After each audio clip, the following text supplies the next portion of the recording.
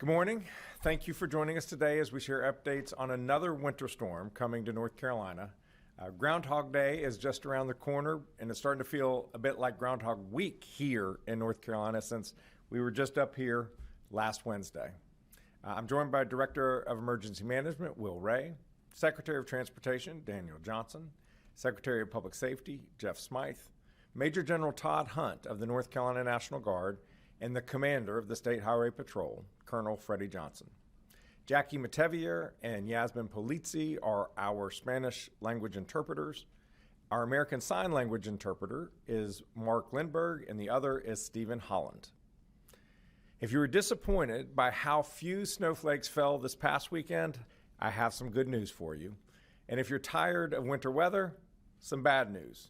This is going to be with us a little bit longer. Starting overnight and continuing through Sunday morning, we expect snowfall across most of the state. However, we don't anticipate ice storms that created the risk of widespread power outages last weekend.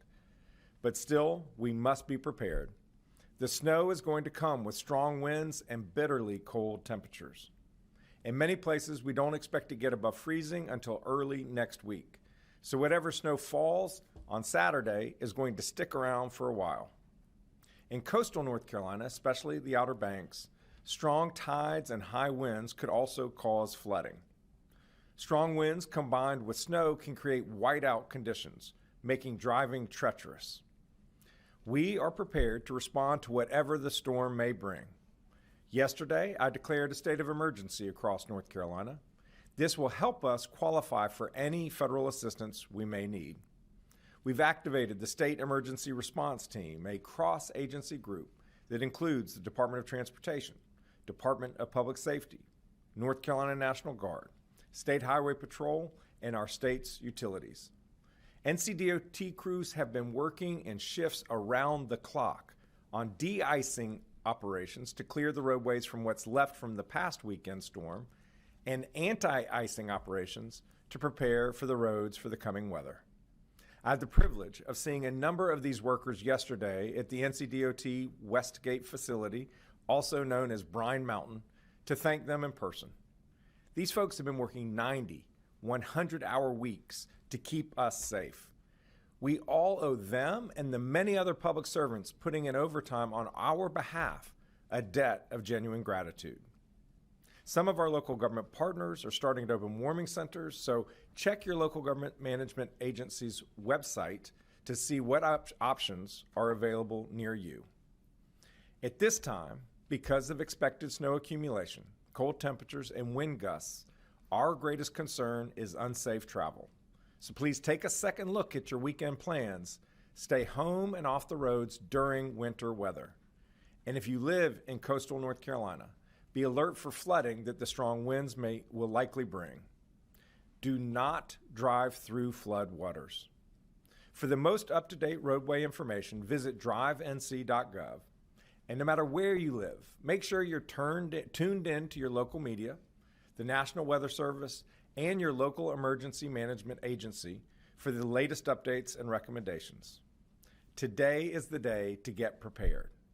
Make sure you got non-perishable food, plenty of water, and batteries and other supplies in case you get stuck at home or lose power.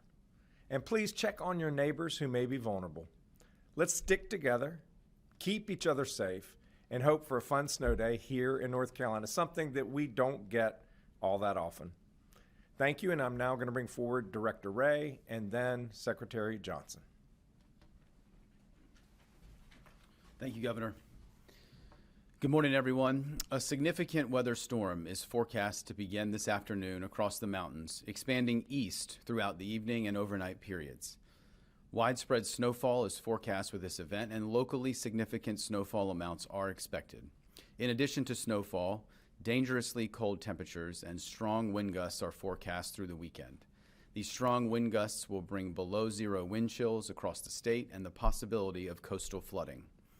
Cold temperatures will linger into early next week, prolonging snowfall impacts. A winter storm warning will go into effect statewide late this afternoon across the mountains and Piedmont, and overnight Friday into Saturday across the coastal plain. Widespread snowfall amounts between 3 to 8 inches are forecast across the state, especially across the coastal plain where the greatest snowfall amounts are most likely. Significant snowfall amounts of 8 to 12 inches are likely across portions of the state, but are dependent on where the heaviest snowfall bands develop. A cold weather advisory will go into effect overnight Friday through overnight Saturday across the eastern half of the state, where near zero wind chills are forecast. An extreme cold watch will go into effect for portions of the mountains from Saturday afternoon until Sunday afternoon, in the Piedmont from Saturday evening through Sunday morning, and in the coastal plain from late Saturday night through Monday morning. Wind chills are forecast to be as low as 22 degrees below zero across the mountains, 5 to 10 degrees below zero for the Piedmont, and 5 degrees below zero for the coastal plain. A high wind warning and wind advisory will be in effect Saturday afternoon and evening across much of the coast. Wind gusts within the high wind warning area are forecast to be up to 55 to 70 miles per hour, and wind gusts within the wind advisory area are forecast to be up to 45 miles per hour. All North Carolinians should be finalizing plans now and should be prepared to stay home and off the roadways starting tonight through early next week. If you need information to assist in your preparation, please visit readync.gov. The State Emergency Response Team, including all interagency partners, private sector, nonprofit, and volunteer agencies, remain activated. There are 4 local states of emergencies and 21 local emergency operations centers activated or in monitoring status. We continue to support commodity distribution, and as of this morning, the State Emergency Response Team has distributed approximately 550 blankets to assist communities with shelter and warming center operations should they be required. This is in addition to the approximately 1,700 cots and blankets and 127 pallets of meals ready to eat, or MREs, and drinking water that were shipped last weekend to supplement local supply. Many communities across the state are opening or staging for shelter locations or warming stations. For the most up-to-date information on those resources available in your community, please visit your local government and local emergency management agency's website and social media accounts. The North Carolina National Guard, the entirety of the North Carolina State Highway Patrol, the North Carolina Forest Service, and the Office of Emergency Medical Services, among others, are all active and moving on to station today across the state to assist local communities and state partners with clearing roadways, responding to emergencies, and with transportation needs. 73 North Carolina National Guard force packages will be on station by tonight and will be assisting with clearing roadways from downed trees, helping disabled motorists, supplementing first responders, and assisting with commodity distribution. These force packages include approximately 341 soldiers and 131 vehicles. While this is not forecast to be an ice event like last weekend, posing a widespread threat to our utility partners, we remain in close coordination with our energy sector organizations who are represented here at the State Emergency Operations Center, and will be closely monitoring power outage information to quickly assist in restoring power in communities that do see outages. Communications personnel and equipment have been pre-deployed to assist with any degradation of 911 systems, radio systems, and phone systems. And as a reminder, 911 should be used for emergencies only. For general information, please call 211 or follow your local government and emergency management websites and social media accounts. Finally, as I continue to say, please check on your friends, your family members, your neighbors, or those in your community who may need additional support this weekend. We are going to see significant winter storm impacts this weekend, and we are stronger and more resilient together. Thank you, Governor, and I'll now turn it over to Secretary Johnson from NCDOT. Thank you, Governor and Director Ray. NCDOT crews have been operating in overdrive since we started preparing for last week's storm, and we're not letting our foot off the gas. Though we are still clearing areas of the state that have experienced particularly cold temperatures and hardened ice on the roads since last weekend's storm, our resources we've largely shifted our resources to preparing for the the snowstorm approaching this weekend. We're closely watching this storm. The latest forecast shows that this storm will have statewide impacts on the transportation system and carries the potential for severe impacts on a significant portion of that system. As we did last week, we're encouraging people to stay off the roads as much as possible the next few days. We appreciate everyone's cooperation in limiting travel over the past week. Because North Carolinians heeded the warnings last weekend, we had 0 traffic fatalities related to the storm, and for that, we were very grateful. By staying off the roads, you help keep yourself and your family safe and give our crews the space they need to do their important work. Speaking of that work, I want to take a moment to recognize the thousands of DOT employees and contractors who have put in a major effort over the last 10 days. I'm thankful for all of their work and for all the work they'll do over the next several days to help us recover. Over the past 36 hours or so, these crews have put out an additional 1.4 million gallons of brine to pre-treat our roads, which will help keep more ice from forming on the pavement. Once it's safe to do so, our crews will be running plows to remove snow from the roads and to spread sand and salt to help with traction. Rest assured, we'll be working hard to clear the roads as quickly as possible. We ask for your patience as we work through the recovery, especially with more cold temperatures to come in the days ahead. As I mentioned, this storm will impact the entire state, but one area we're watching particularly closely is the Outer Banks and other areas along the coast. As Director Ray and the Governor have shared, in addition to the snow, this storm brings the potential for high winds across the state, and in particular along the coast. One thing we're watching closely is the potential for overwash, particularly in the Outer Banks. This could present dangerous and potentially impassable conditions for driving along the coast. Our crews are ready to respond and will restore the roadway as quickly as possible. And as we did last week, we're working with the State Highway Patrol to remove disabled vehicles from the roadway. This helps keep the roads and shoulders safe for our crews and others involved in emergency response in the days ahead. We'll continue working with our partners, the Highway Patrol and the National Guard, throughout the storm. Please stay informed and, if possible, stay put throughout the duration of this storm until it's deemed safe to travel. People can visit drivenc.gov to view the latest road conditions and other storm-related information. Thank you. I'll turn it back over to the Governor for any questions. Secretary, thank you so much. If there are any questions in the room, please go to the microphones on either side, and then we will go to questions online afterward.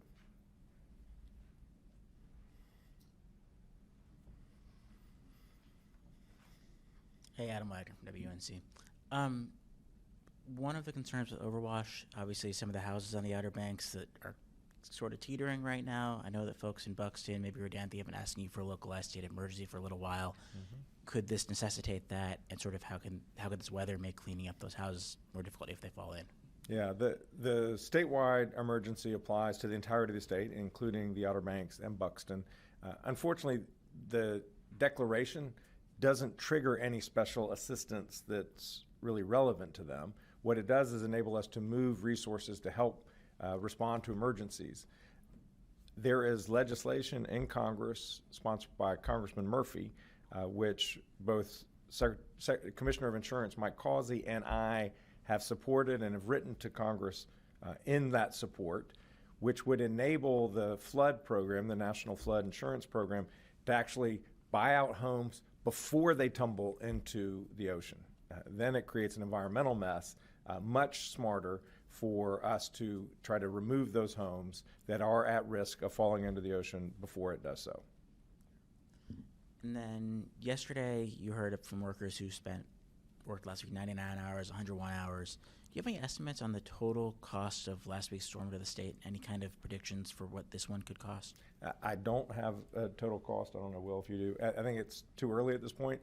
Clearly, DOT has experienced a great deal of overtime. State Highway Patrol has incurred a great deal of overtime. The National Guard incurs expenses every time it gets deployed. And so, yes, there are real costs to the state. We have an emergency fund that the General Assembly appropriates money into that we can draw down for these kinds of operations, but there is a cost, and as it becomes clear, we're happy to share it with you.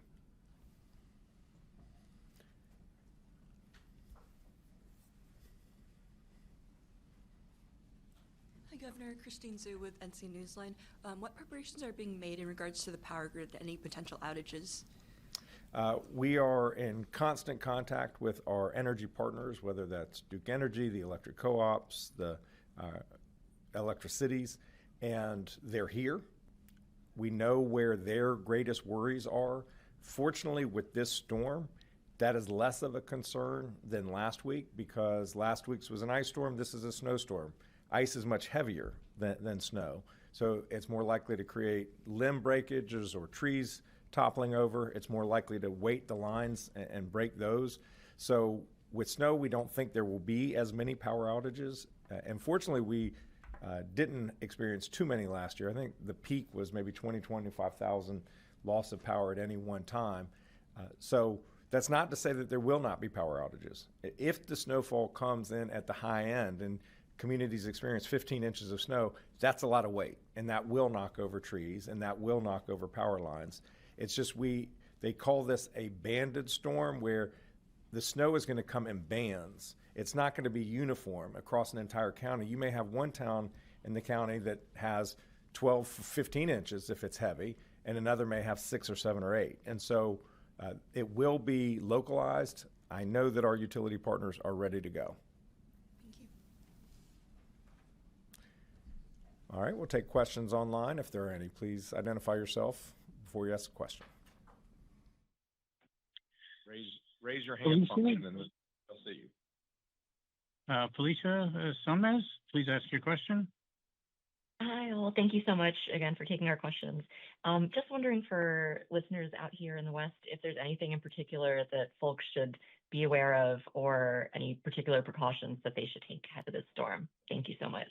Yes, the snow intensity, it's going to be significant, but not as much as the Far East, which is a little bit upside down from what we're used to. Where we will see real issues in Far West is temperatures. The temperature is going to be bitterly cold. Wind chill maybe minus 20 degrees. Obviously, the risks of frostbite and hypothermia become very elevated when you have temperatures that low. So folks just need to not be outside if they possibly can. And if they are outside, make sure that you are well dressed, wearing lots of leathers and covering all exposed skin.